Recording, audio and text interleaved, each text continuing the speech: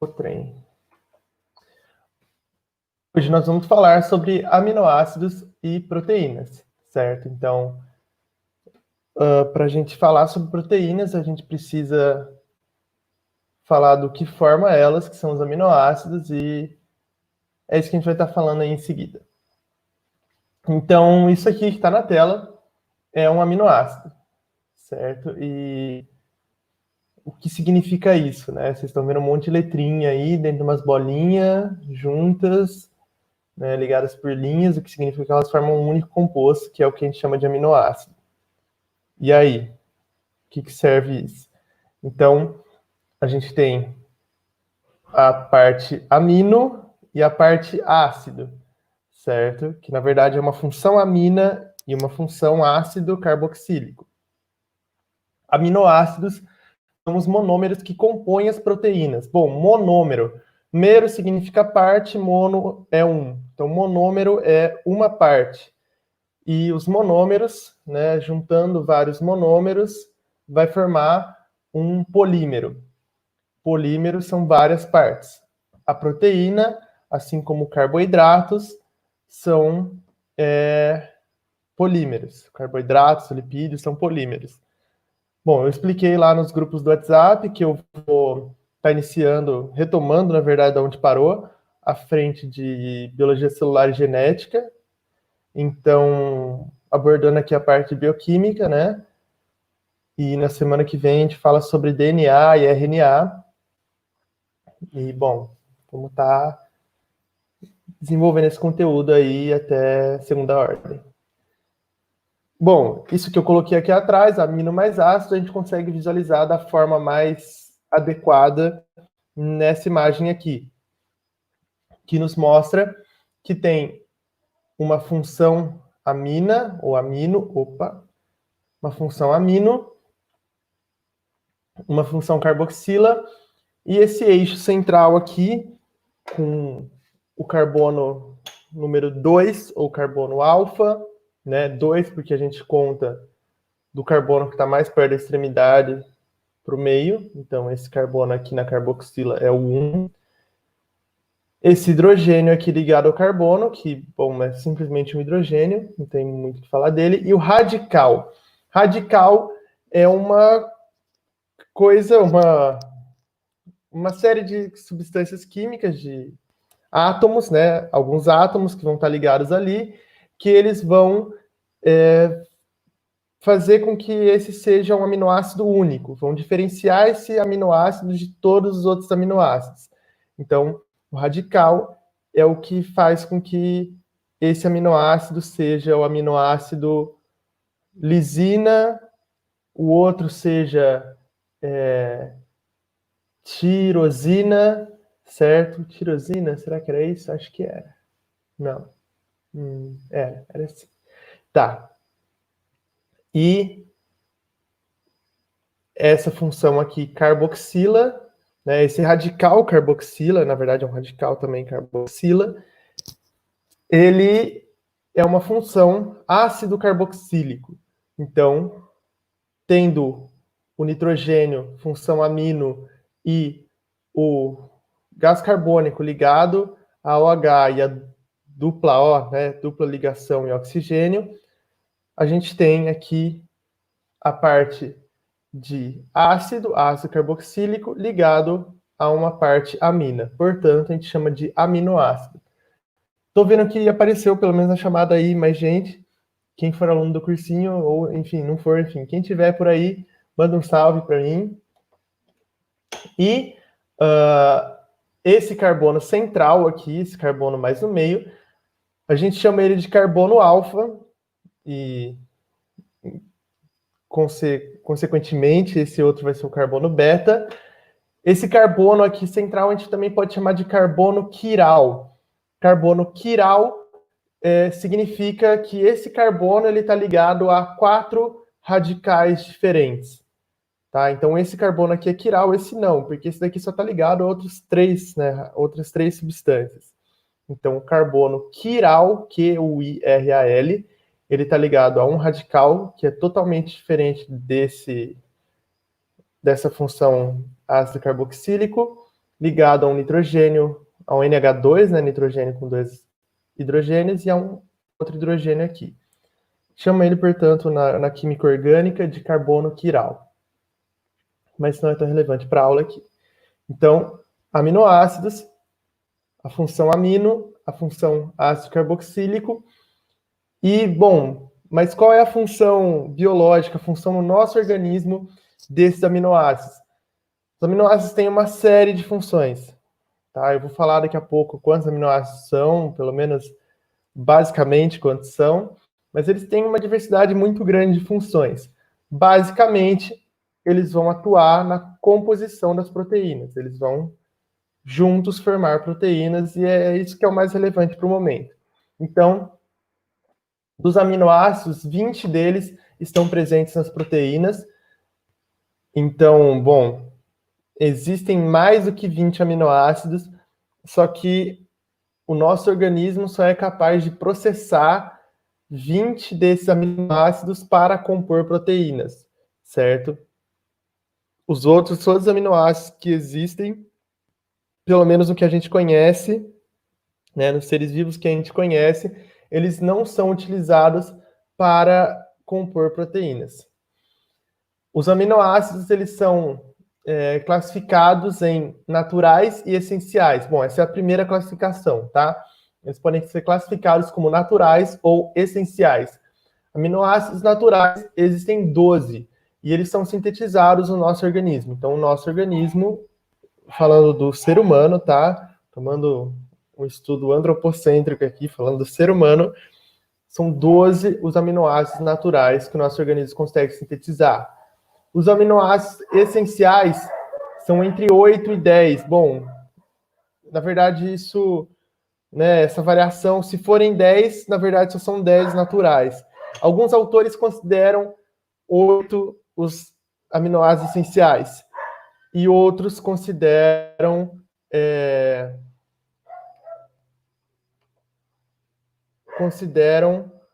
9 ou 10 os aminoácidos essenciais. Isso porque, bom, esses aqui são os aminoácidos essenciais. A arginina, ela tá com um asterisco aí, e tem um outro, isso aqui tem 10. A histidina, ela é considerada, assim como a arginina, por alguns autores, né, alguns cientistas, como essas duas, arginina e histidina, sendo semi-essenciais. Isso porque a gente consegue sintetizar, né, elas seriam naturais, são sintetizadas no organismo humano, mas em baixa quantidade.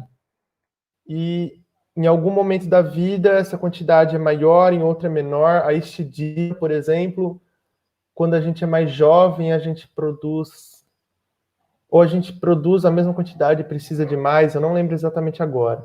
Mas varia a nossa demanda de ingerir ela na alimentação de acordo com a nossa etapa da vida. Então, arginina e histidina seriam semi-essenciais, entrariam no terceiro grupo dessa classificação. Mas, bom, a gente pode considerar elas como naturais, elas são naturais, a gente sintetiza elas, tá? Então seriam 12 naturais, e essas 8 aqui, na verdade, se você desconsiderar a arginina e a histidina, essas outras aqui, treonina, metionina, lisina, triptofano, essas 4 aqui em cima, são essenciais. A gente definitivamente não produz elas, e a gente precisa ingerir na nossa alimentação. Eles ainda podem ser classificados quanto ao aspecto químico. Aminoácidos podem ser ácidos ou básicos, então isso é de acordo com o pH dele, de acordo com os radicais. Os radicais que compõem eles vão trazer um caráter ácido ou básico para a estrutura química desse aminoácido. E eles podem ser apolares ou polares. Aminoácidos apolares basicamente são hidrofóbicos. Essa é a principal característica que a gente pode determinar deles, tá? Então, através de uma análise química da posição dos elétrons, da ligação eletrônica dos radicais ali, vai ser possível determinar se eles são apolares ou não. Bom, acontece que a água é uma substância polar. E tudo o que é apolar, que é diferente da água com relação à polaridade, né? Então, tudo o que é apolar é hidrofóbico. Então, tende a se afastar da água. Não vai se misturar com água. Alguns aminoácidos têm uma estrutura química, alguns, né, radicais, que tornam eles polares. Sendo polares, eles têm a mesma polaridade que a água. A água é polar. Polares, portanto, eles são hidrofílicos, que significa que eles têm afinidade com a água. Ou seja, são hidrossolúveis, certo? Se misturam com a água, se solubilizam na água. Beleza? Qualquer dúvida, podem colocar aí nos comentários. Bom, então existem 20 aminoácidos que compõem as proteínas. Eu vou disponibilizar o slide para vocês a partir de agora, pelo menos desses conteúdos aqui de biologia celular e genética, eu vou disponibilizar os slides. E então, nesse slide aqui está mostrando essa divisão que eu falei de ácido básico apolar e polar, certo? O que é vermelho são os apolares, né? De acordo com o radical, eles são considerados apolares. O que é azul é polar não carregada, certo? Eles não têm uma carga elétrica sobrando. Os roxinhos são básicos e esses dois verdinhos, que são ácido glutâmico e ácido aspartico, são ácidos. Essa outra imagem vai estar aí para vocês também, se vocês preferirem a partir dela. Acho que talvez ela esteja melhor, né? Esteja melhor para visualizar essa imagem aqui. Então, vai estar aí para vocês. Eu acho que essa classificação de apolar, ácido, básico e polar, ela me parece meio absurda do vestibular cobrar, porque vocês teriam que decorar 20 aminoácidos e em qual grupo eles se situam. Então, realmente, pelo que eu tenho visto, que eu dei uma olhada por cima dos exercícios, não é algo que é comum de aparecer, que é nada, é bem raro se for aparecer no vestibular. E agora a gente chega numa parte muito importante. A gente está fazendo a transição já do aminoácido para o auge dessa aula, que são as ligações peptídicas. Então, ligações peptídicas é a ligação entre dois aminoácidos. Em inglês, peptide bond. Vai estar aparecendo escrito aí já, peptide bond. Bom, ligação peptídica forma um peptídeo. Você ligando dois aminoácidos, como está mostrando aqui no GIF, você forma um peptídeo. Aqui ele está destacando que tem um grupo carboxila, que é o que dá a função ácido carboxílico, aqui em rosinha, grupo carboxila. E aqui o grupo amina. Opa. Então, grupo carboxila e grupo amina, esses grupos vão se ligar. Então, bom, aqui ele está mostrando uma aproximação entre os dois aminoácidos e acontece que quando junta o grupo carboxila com o grupo amina, o OH daqui junto com esse hidrogênio vão sair formando água. Então isso vai liberar uma água. Esse tipo de ligação é chamado de ligação por desidratação, certo? Liberando uma molécula desse aqui. Ligação peptídica é um conceito muito importante para proteínas. Bom, uma vez que esses peptídeos também vão ser classificados, mas a classificação deles vai ser a mais simples dessa aula. Vai ser só de acordo com a quantidade. Tá, tem uns nomes meio difíceis aí, né? Mas se vocês entenderem o que significa o radical de cada palavra, né, o comecinho de cada palavra, vai dar para associar, assimilar cada um.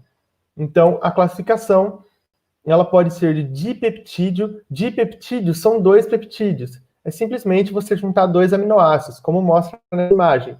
A glicina juntando com a alanina, forma um dipeptídeo, que é a glicilalanina. Glicilalanina. Difícil, né? Glicilalalina. Tá, é isso. Então, juntando glicina e alanina, forma glicilalalina. Que chato isso, né? E isso é um dipeptídeo. Se você juntasse mais um aminoácido, ia formar um tripeptídeo. Então, tem 3 aminoácidos, a gente chama a estrutura de tripeptídeo. Oligopeptídeo, bom, oligo significa alguns. Então, oligopeptídeo, ele tem poucos, ou na abordagem de alguns outros professores, alguns aminoácidos. Em torno de até 20 aminoácidos. Alguns outros autores vão dizer que é 50, varia bastante.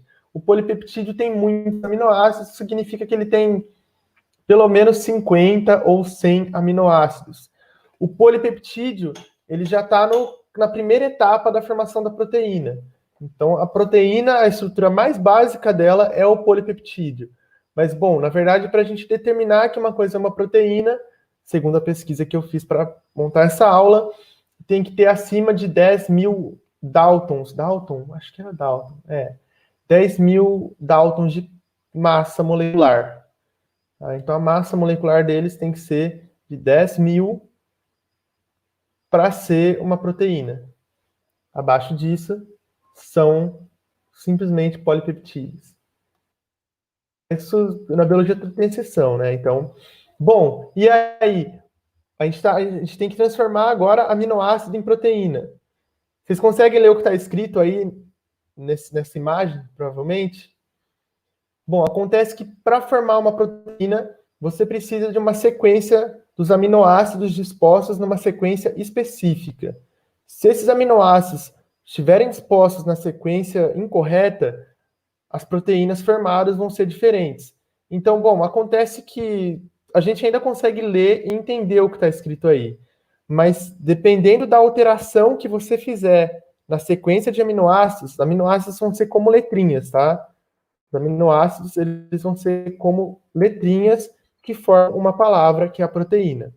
Então, dependendo da alteração que você fizer na sequência de aminoácidos, você pode ter um problema na proteína.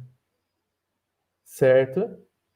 Então, dependendo da alteração das letras, que são os aminoácidos, você pode ter uma proteína totalmente diferente e a função da proteína, assim como dessas diferentes palavras, vai ser diferente no nosso organismo. Então, bom, é isso que eu estava dizendo, que os aminoácidos são como palavras. Então, aqui tem serina, valina, serina, deve ser glutamina.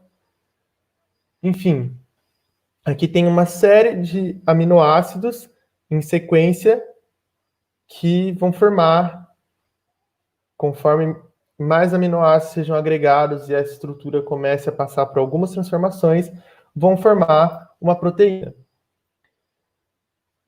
Só que, como eu falei lá atrás, uma pequena mudança na sequência de aminoácidos pode alterar totalmente a proteína.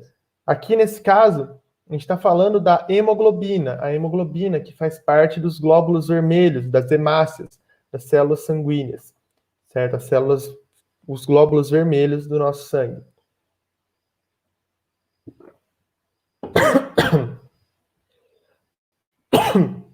Existe uma mutação que faz com que, ao invés de ser produzido glutamato na sequência proteica para a hemoglobina, seja produzida valina.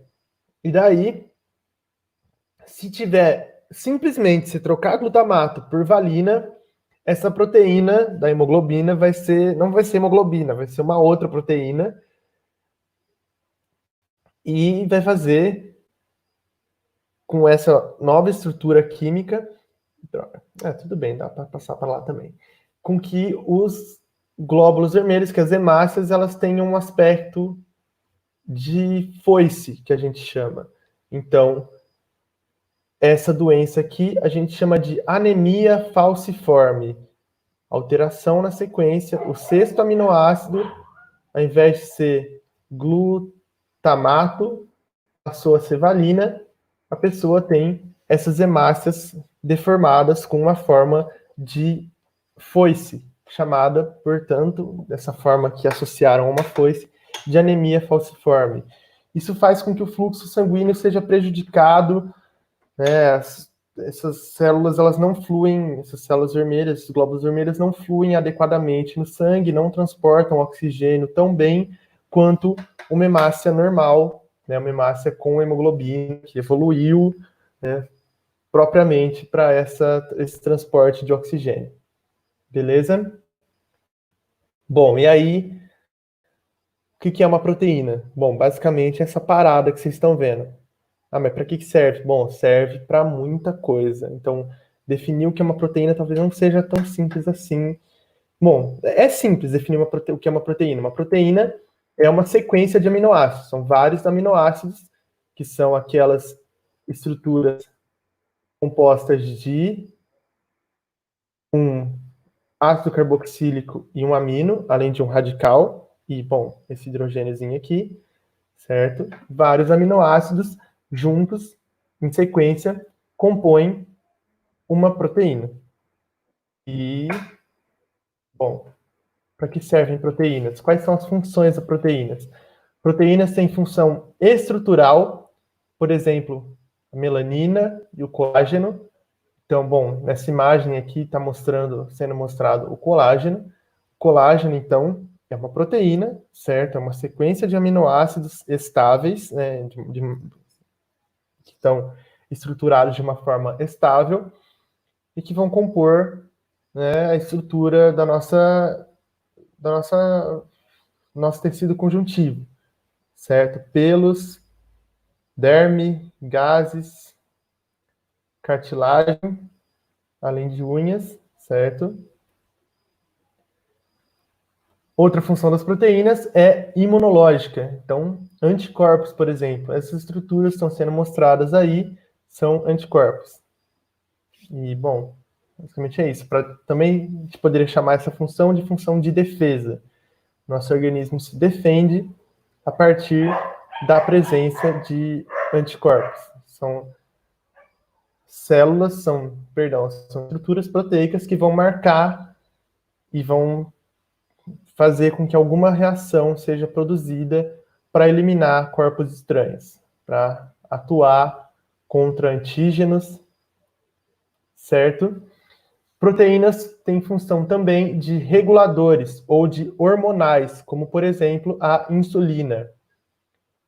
Então, é o caso dessas proteínas que estão sendo mostradas aí, estradiol, testosterona, progesterona. Eu cheguei a ver, enquanto eu estava montando essa aula, que insulina, glucagon, né, a insulina que ela manda consumir glicose e o glucagon que fala para parar de consumir glicose e estocar glicogênio, né, manter a glicose guardada como glicogênio. A insulina e o glucagon, pelo que eu pesquisei, eles são polipeptídeos. Talvez eles não tenham uma estrutura complexa, que a gente vai ver já já, totalmente determinada, estrutura complexa, bem determinada de uma proteína. Mas eu coloco em dúvida isso aí. As enzimas, as proteínas também são catalisadores, enfim, enzimas são proteínas, tá? Nem todas as enzimas são proteínas, mas proteínas podem ser enzimas. Então, enzimas são proteínas que vão catalisar uma reação química, que vão acelerar uma reação química. Muitas vezes, uma reação química que demoraria muito tempo, tipo milhares de anos para acontecer, com a presença de uma enzima, essa reação vai ocorrer rapidamente. Elas praticamente possibilitam que algumas reações aconteçam. E também tem função de mobilidade, então a nossa musculatura ela é basicamente composta por proteínas. Vocês já pararam para pensar? Se vocês comem carne, por exemplo, carne é proteína. E, bom, é isso. Carne é basicamente proteína. certo? Carne de boi que as pessoas comem no almoço é um monte de proteína, assim como a nossa musculatura, né? Porque o que a gente come é o músculo, né, do animal.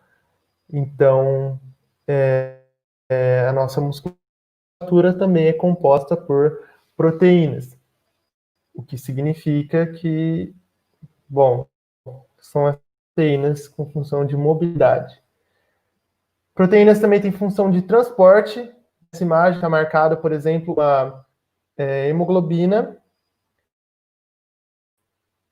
Então, ela vai se ligar a oxigênios, átomos de ferro vão se ligar ao oxigênio e essa proteína vai poder, ou a hemoglobina, essa proteína vai poder transportar oxigênio, várias outras proteínas de transporte do que essa.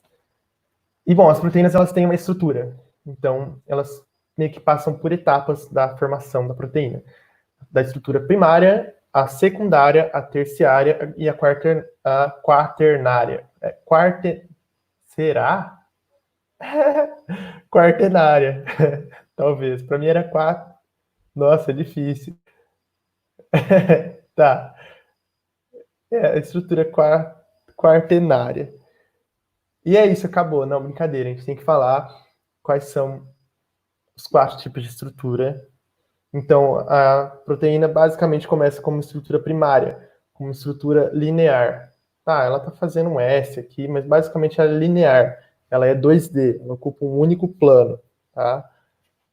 E daí, na estrutura secundária, ela começa a ficar tridimensional, a partir da formação de pontes de hidrogênio, que são ligações aqui, ó, como essa de hidrogênio com oxigênio, um hidrogênio que não tem mais elétrons para fazer a acepção, né, para formar ligações eletrônicas, né, ligações a partir de elétrons.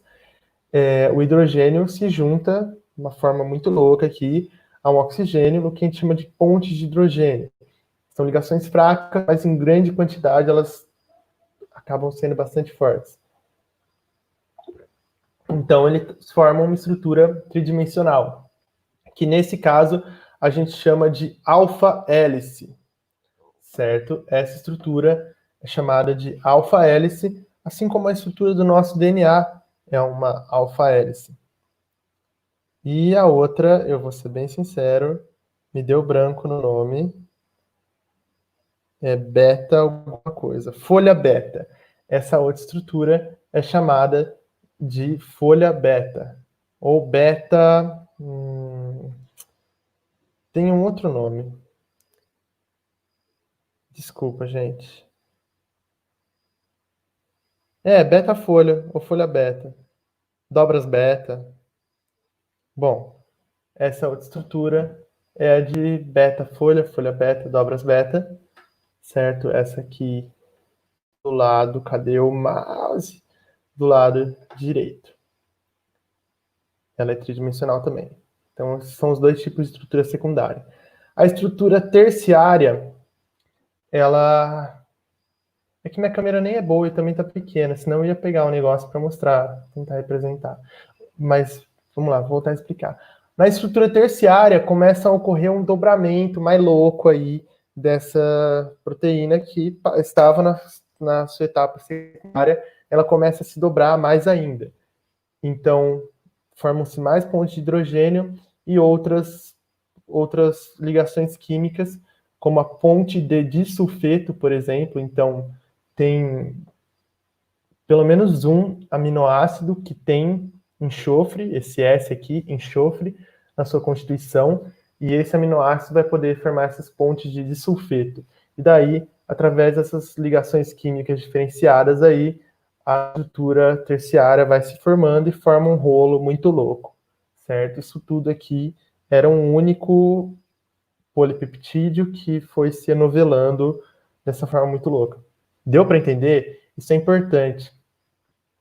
As proteínas, gente, elas são a substância orgânica, os compostos orgânicos presentes em maior quantidade no nosso organismo. Ah, mas a água não está presente em maior quantidade? Bom, a água ela é um composto inorgânico. A água é inorgânica, ela pode até estar presente em maior quantidade que as proteínas, mas ela é inorgânica, enquanto as proteínas são orgânicas. E, bom, o que eu ia falar disso aqui? Acho que era isso por enquanto. É importante, de repente, vocês verem alguma videoaula, tá? Porque o professor Kennedy, o Jubilucci, eles explicam de uma forma bem legal isso aqui também. Eles têm uma câmera boa, eles têm a lousa deles e tal. E eles explicam de uma forma interessante, então se tiver dificuldade, procurem alguma videoaula de repente, mas sintam-se à vontade para me perguntar também, né? Chamem no WhatsApp para eu explicar essas coisas. Gente, alguém ainda está aí? Se alguém estiver aí, fala oi para mim. E a estrutura quaternária é basicamente um monte de estrutura terciária junta. Tá? Então é como se a estrutura terciária fosse a etapa final da proteína. Mas não, elas vão se juntar e formar um megazord. Não tem ninguém assistindo a aula para ver o quanto é legal que eu estou falando, que elas vão formar um megazord. Né? Então, elas vão se juntar todas, todas, né? Algumas proteínas, algumas estruturas terciárias se juntam no que a gente chama de estrutura quaternária. Bom, esse GIF aqui, ele está em inglês, mas ele mostra de uma forma, ele ilustra bem essas etapas da estruturação da proteína. Então, na estrutura primária, né, tem uma estrutura linear com ligações peptídicas, forma-se a folha beta ou a alfa-hélice, começa a ter interações de grupos químicos na estrutura terciária, e no fim, na estrutura quaternária, junta um trem com o outro, certo? Elas podem morrer, basicamente. Elas não têm vida, mas elas podem ser desfeitas. É o que a gente chama de desnaturação das proteínas. Ela não morre, na verdade, ela pode voltar para o seu estágio primário, né? Então, as proteínas podem ser desnaturadas, o que significa que essa estrutura terciária ou quaternária, ela é desfeita. Isso ocorre por temperatura, salinidade e pH. Meio que alguns professores abordam só como temperatura e salinidade. Temperatura e pH, tá? Temperatura e pH. A salinidade, bom, se você altera a salinidade, provavelmente você vai alterar o pH também. É bem provável. É importante ressaltar que a desnaturação não é a quebra de ligações peptídicas. As ligações peptídicas são mantidas. Então, uma vez que você desnatura uma proteína, ela volta para o seu estágio primário. Ela volta para a sua estrutura primária. Significa que as ligações peptídicas ainda existem, mas as pontes de hidrogênio e qualquer outro tipo de ligação que possam existir, elas são desfeitas, certo? Bom, então, por causa dessa questão da temperatura, por exemplo, que se você fritar o ovo, você coloca o ovo na frigideira, ele tem a clara do ovo, ela vai endurecer, ela é uma estrutura líquida, né? Uma vez que as proteínas estão sendo desfeitas, estão retornando à sua estrutura primária, essa estrutura líquida, ela fica sólida. É por causa da desnaturação das proteínas que a clara do ovo fica aquele negocinho, aquela massinha branca, se você fritar ela, certo?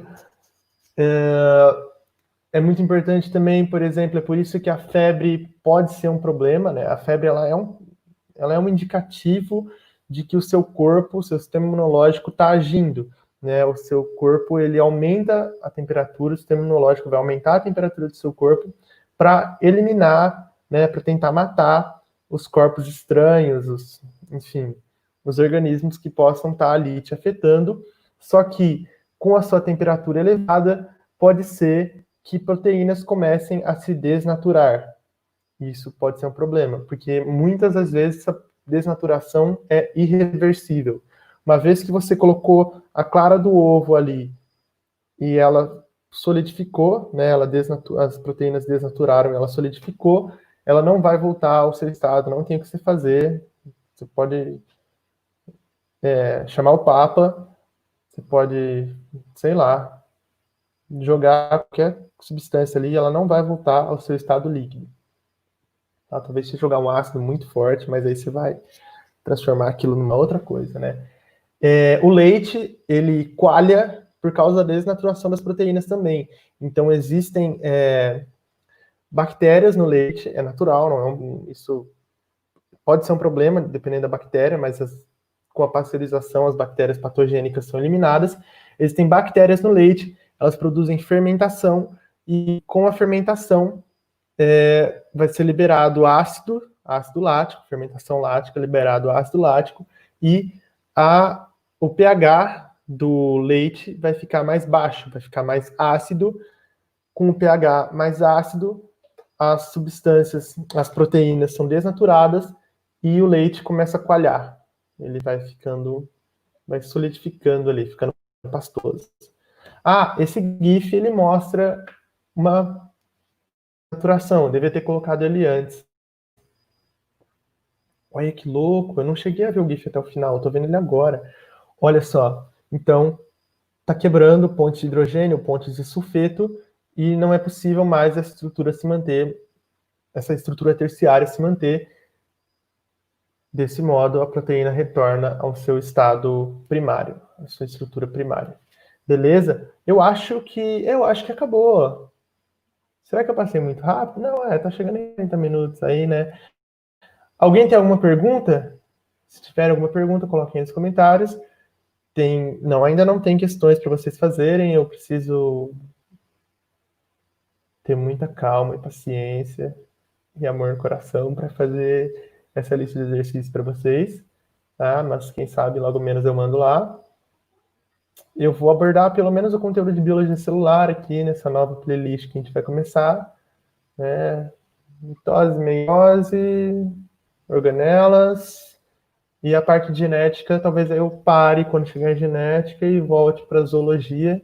Quem sabe até lá já temos resolvido isso. Não que exista um problema, mas tá, enfim. E é isso aí. Ninguém tem uma pergunta? Se não, vou me despedindo, apesar que até eu encerrar aqui a brincadeira. Esse aqui é o StreamYards. Muito obrigado, StreamYards, por me dar 20 horas gratuitas por mês, para ficar falando aqui com os meus alunos no YouTube. Valeu, qualquer coisa, chama.